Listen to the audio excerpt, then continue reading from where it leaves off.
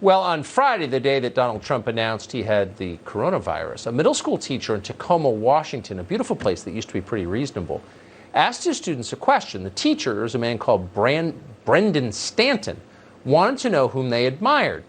A 10-year-old responded in the chat room, quote, Donald Trump. Brendan Stanton immediately kicked the kid out of the virtual class. Here's what happened.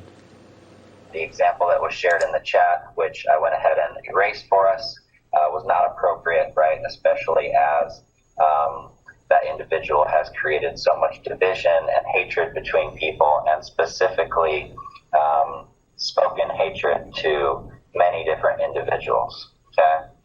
So I do apologize for kicking you out of the conference. Again, that individual has spoken hate to many individuals, and I don't think is an appropriate example for a role model.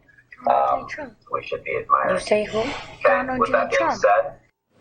So somebody expresses a view that you disagree with, and you call it hate and then attack the kid, a 10-year-old boy. The boy's mother asked Stanton about this. He tried to deny it happened. The teacher responded, quote, I try to keep politics out of the classroom, liar.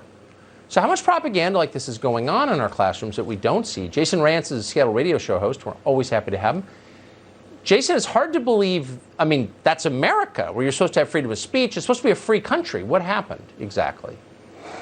What happens in Tacoma is happening all across the country. This isn't happening in a bubble. And right now, I think a lot of people are learning about it because of the remote learning situation. In this case, the parent happened to be there and decided to film it, thankfully.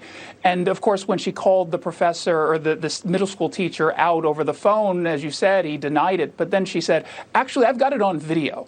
And then all of a sudden, the conversation started to change. We have so many teachers out there right now who, instead of teaching how to think, they're teaching kids what to think. And parents need to get engaged so they can push back at this propaganda. Right.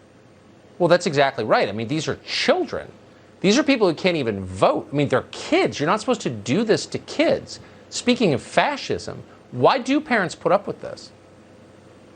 Well, for the longest time, they've put up with it because they don't really know. They didn't know what was going on. But when your kid is right now on their laptop or in the computer in the living room and they're doing this, and all of a sudden you hear in the back of the room, like, what did that teacher just say? There's not just anti-Trump nonsense going on, but it's anti-police. And I've seen a lot of that, again, all across the country. And parents are starting to wake up and realize what's happening in these classrooms. It's a reminder that when they go back to class, make sure you're talking with your kids daily, which you should be doing anyway, but ask them about their day and ask them what they're being taught.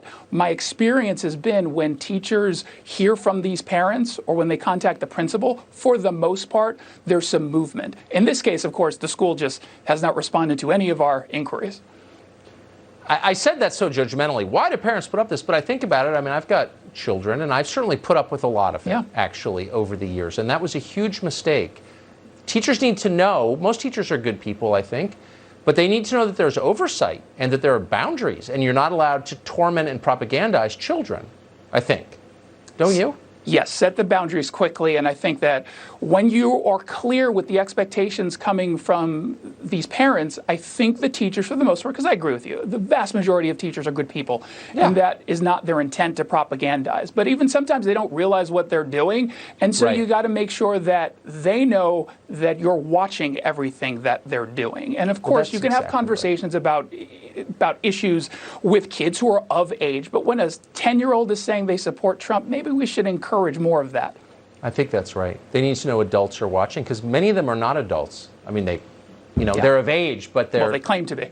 They're psychologically and emotionally children, unfortunately. Jason Rantz, great to see you.